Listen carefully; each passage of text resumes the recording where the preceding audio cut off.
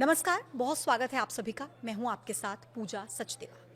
कर्नाटक धर्मस्थल केस आपको ध्यान ही होगा, जिसको लेकर एक शिकायतकर्ता की तरफ से आरोप लगाए गए थे कि 1995 से 2014 तक उसने 100 से ज्यादा लाशों को दफन किया था, जबरन उससे दफन कराया गया था, जिसमें ज्यादातर महिलाओं और लड़कियों की लाश थी, जिसको लेकर शिकायतकर्ता का कहना था कि रेप के बाद उनकी हत्या की गई थी।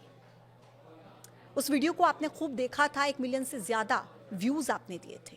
अब इस पूरे मामले को लेकर एसआईटी का गठन किया गया था और एसआईटी की जांच में एक बहुत हैरान कर देने वाला खुलासा हुआ है। एसआईटी को उन जगहों से हड्डियां मिल गई हैं, यानी कि इंसान के अवशेष मिल गए हैं।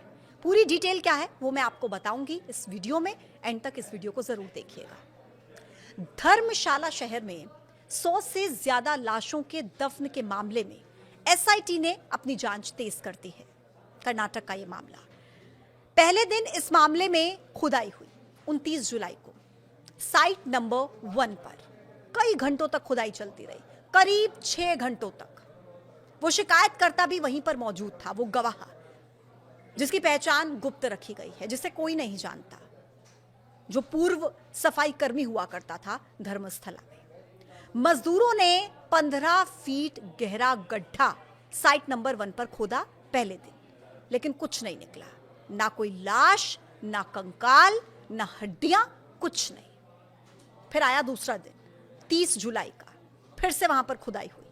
कई घंटों तक वो गवाह भी वहीं पर था, उसी के सामने खुदाई हुई।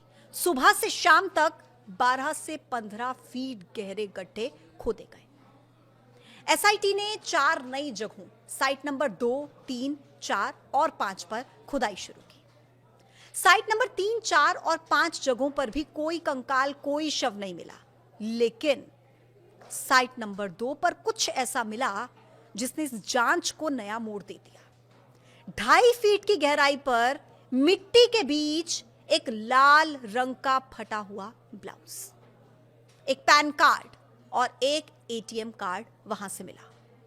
एक कार्ड जो किसी पुरुष के नाम पर था और दूसरा कार्ड जो लक्ष्मी नाम की एक महिला के नाम पर था।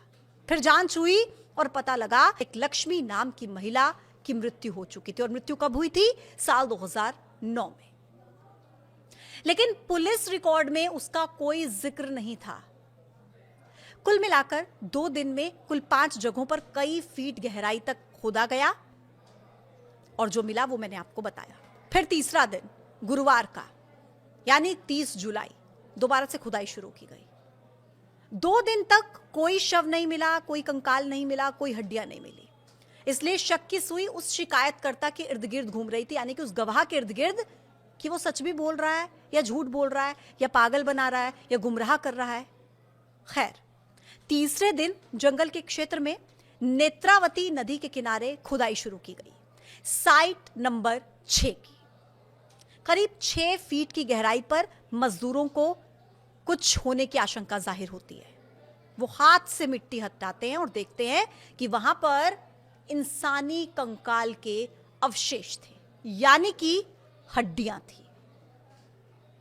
फॉरेंसिक टीम वहीं पर मजदूरों को रोक देती है, क्योंकि जो इंसानी हड्डियां वहां से मिलती हैं उनकी हालत बहुत खराब थी, यानी कि अगर औजारों से खुदाई की जाएगी तो वो और ज्यादा खराब हो सकती थी। इसलिए हाथों से खुदाई करने के निर्देश दिए गए और साइट नंबर 6 से इंसानी हड्डियां निकली। पहले 2 दिन की नाकामी के बाद तीसरे दिन कामयाबी मिली और लगा ये शिकायतकर्ता झूठ नहीं बोल रहा, क्योंकि जिस जगह से इंसान के अवशेष मिले उस जगह की मार्किंग उसी गवाह ने की थी। उस गवाह ने कुल 13 जगह की मार्किंग की थी। उस सफाई कर्मी का दावा था, पूर्व सफाई कर्मी का, कि साइट नंबर 1 से 13 तक में अलग अलग संख्या में लाशें दफनाई गई हैं। साइट नंबर 6 और 7 पर 8 लाशें दफन होने का दावा, साइट नंबर 11 पर 9 लाशों का और साइट नंबर 13 पर सबसे ज्यादा लाशें दफन होने का दावा था। उसने कुल 50 से ज्यादा ऐसी जगहों की निशानदेही की थी जिनमें से कुछ में तो बड़ी संख्या में शवों का दफन हुआ था। साइट नंबर 13, जहां पर मास बरियल की बात कही गई थी। जिन जगहों पर मास बरियल हुआ है वहां पर अभी खुदाई का काम शुरू हुआ ही नहीं है। मास बरियल की पहली साइट नंबर 13 है।